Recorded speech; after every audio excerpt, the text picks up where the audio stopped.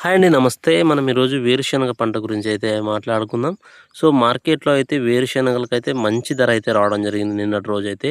28వ తారీఖు తెలుసుకున్నట్లయితే మనకు 13,000 క్వింటా అయితే వెళ్ళడం జరిగింది.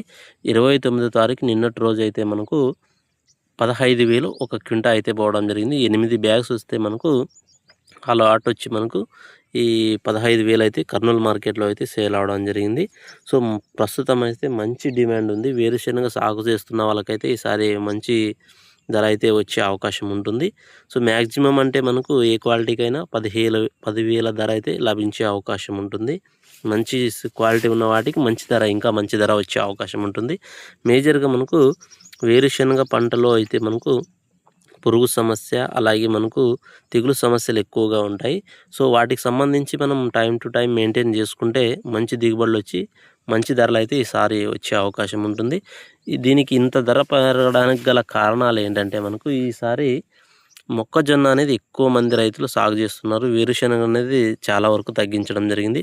అందుకు గాను ఈసారి వేరుశనగకు మంచి ధర అయితే రావడం జరుగుతుంది. నిన్నటి మార్కెట్‌లో మనకు కలెక్టర్ గూడా మనకు రైతుకు సన్మానం జేయడం జరిగింది. కర్నూలు మార్కెట్‌లో అయితే. ఆ ఫోటో అయితే గూడా స్క్రీన్ పైన డిస్‌ప్లే చేస్తాను.